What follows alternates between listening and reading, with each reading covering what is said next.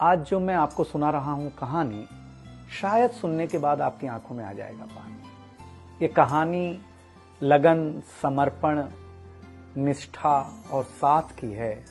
ये कहानी जितनी मेरी है उतनी ही आपकी है। इस कहानी का जो मुख्य किरदार है वो हमारे आपके जीवन का आधार है। वो आपके लिए ज्यादा, अपने लिए कम बनी है। हाँ जी, बिल्कुल सही समझ रहे हैं आप। वो हमारे आपकी पत्नी है। वो हमारी आपकी पत्नी है। कभी आपने सोचा कि वो आप एक के साथ रिश्ता जोड़ा था, लेकिन एक के साथ रिश्ता जोड़ने के लिए उसने घर, गली, आंगन, मोहल्ला, सखी, सहेली, माँ बाप, न जाने कितनों रिश्तों से अपना मुंह मोड़ा था। याद करिए, जब आपके साथ ब्याही थी और आपके घर आई थी तो बहू, भाभी, दुल्हन, न जाने कितने नामों के साथ बुलाई जाती थी। ये सुनकर के वो मन ही मन मुस्कुराए जाती थी। घर के सारे लोग उसी के भरोसे रहते थे। शायद इसीलिए अंग्रेजी में हम उसे हाउसवाइफ कहते थे। कुछ ही दिनों तक उसने दुल्हन होने का आनंद जिया।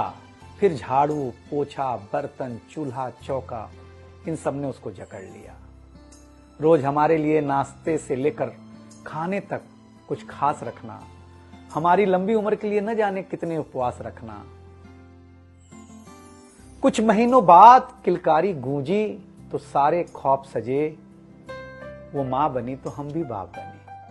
जैसे जैसे वो उम्र की सीढ़ियां चढ़ती गई, जैसे जैसे वो उम्र की सीढ़ियां चढ़ती गई, जवाबदारियां कुछ न कुछ रोज बढ़ती गईं। एक तरफ बच्चे पे नजर, दूसरी ओर मैं ऑफिस के लिए लेट न हो जाऊं इस बात का डर।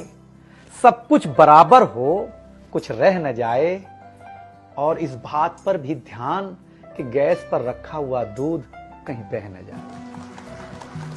घर वालों की फरमाइशों का चूल्हा जो एक बार चलता, घर वालों की फरमाइशों का चूल्हा जो एक बार जलता, तो कब सुबह, कब शाम, कब रात हो गई उसे पता ही नहीं चलता।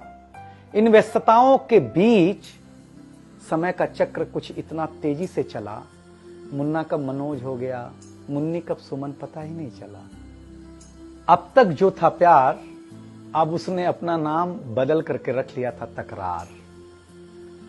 बेटी को लेकर के कहना कि कुछ ज्यादा ही मन बढ़ा रखा है, तुम्हारे प्यार ने इसको सर पे चढ़ा रखा है। अब तो वो मुझे भी देने लगी थी ताना, अब तो वो मुझे भी देने लगी थी ताना, ऑफिस में ही रहा करो ना, 2-4 घंटे के लिए घर के आना। शादी के इतने दिनों बाद भी आज भी हमें सुनना पड़ता है कि न जाने कौन सा पाप किया था जो आपके साथ ब्याह किया था। और ये तो रोज की थी कहानी। इतना जोर से कहना कि घर के सारे सदस्य सुन लें कि एक दिन बीमार होती हूं ना, तो एक दिन बीमार होने पर किसी को कोई देता नहीं है 1 गिलास पानी, लेकिन जैसे ही उसे आपके तबीयत खराब होने का होता आभास, आकर के बैठ जाती थी आपके पास। याद तो होगा ना, वो मीठी बातों के साथ माथे पर विक्स लगाना और साथ में कान में यह भी कहना कि कल सुबह अगर अच्छा ना लगे तो फिर ऑफिस मत जाना। लेकिन एक दिन समय ऐसे मोड़ पर ले आता है जहां बदल जाता है जिंदगी का ताना बाना। थाली में रोटी रखते हुए उसका ये कहना कि बेटी जवान हो गई है, क्या अब लड़का भी मुझे ही ढूंढने होगा जाना। शादी तय हो जाने के बाद 1-1 रुपया जोड़ना, पैसे कम पड़ने पर खुद का कंगन तोड़ना, सब कुछ हो जाएगा मुझे ढाढ़स बढ़ाना, सब कुछ हो जाएगा मुझे ढाढ़स बढ़ाना। विवाह का गीत खुद रोते हुए गाना। याद तो होगा ना आप लोगों को ये गुजरा हुआ जमाना। कुछ समय बाद जब हम जवाबदारियों से मुक्त हो जाते हैं तो कुछ ज्यादा ही धर्मयुक्त हो जाते हैं। उम्र के अंतिम पड़ाव पर हम बीमारियों के बीच जीने लगे हैं। बिना शक्कर की चाय पीने लगे हैं।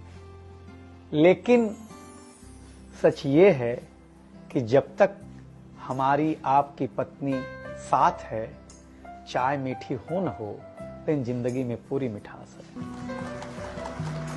जबकि पत्नी के बारे में बहुत कम लिखा गया है, हर जगह मां का ही गुणगान है। मैं मानता हूं कि मां महान है, लेकिन आपके जीवन में आपकी पत्नी का भी महत्वपूर्ण योगदान है। तो आपसे निवेदन इतना सा है कि आप अगर घर पर हों या घर पर जाएं तो अपनी पत्नी का हाथ हाथ में रख करके संतोषानंद जी का लिखा हुआ एक गीत गाएं कि तू धार है नदिया की, मैं तेरा किनारा हूं, तू मेरा सहारा है, मैं तेरा सहारा हूं। आंखों में समंदर है, आशाओं का पानी है, जिंदगी कुछ भी नहीं, तेरी मेरी कहानी।